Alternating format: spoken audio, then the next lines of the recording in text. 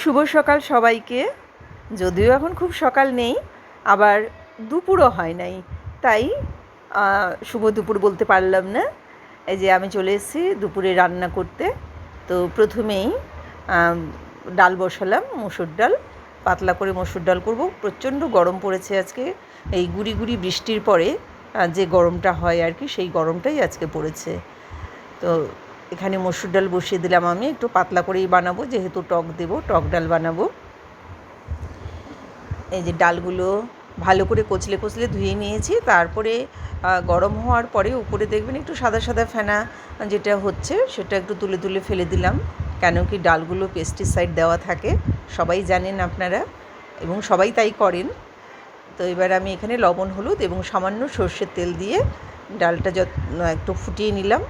তারপরে এবার কুকারের ঢাকনাটা আটকে মাত্র একটা সিটি দেবো আর কি। একটা সিটি দিয়ে কিছুক্ষণ রেখে দিলেই ডাল সেদ্ধ হয়ে যাবে। আমটা কেটে নিচ্ছি। আমটা দেখুন টক ডাল বানাবো, কিন্তু আমটা পেকে গেছে। আসলে এটা দিদির বাড়ি থেকে এনেছি, দিদি তার শ্বশুর বাড়ি থেকে নিয়ে এসেছে।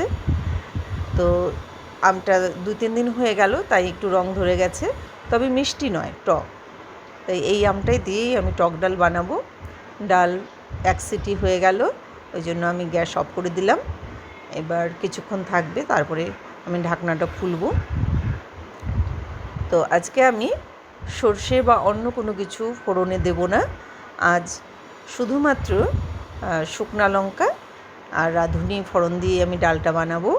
এই ডালটাকে একটু ঘেটে নিলাম। এই যে ডাল খুব ভালো সেদ্ধ হয়ে গেছে এবং সব মিশে গেছে। এবার এই যে কড়াই বসিয়ে দিলাম। এই কড়াই বসিয়ে দিলাম বা তেল দিয়ে দিলাম, এসব কথা না বললেও হয়, কিন্তু আমার ভিডিওটাকে আমার কন্টিনিউ করতে হবে, এই জন্যই বলে যাচ্ছি। যে তেল গরম হয়ে গেছে, শুকনো লঙ্কা দিয়ে দিলাম আর দিয়ে দিলাম রাঁধুনি। এবার আম কেটে রেখেছিলাম পাতলা পাতলা করে, সেটা দিয়ে দিলাম। একটু নেড়ে চেড়ে নিব।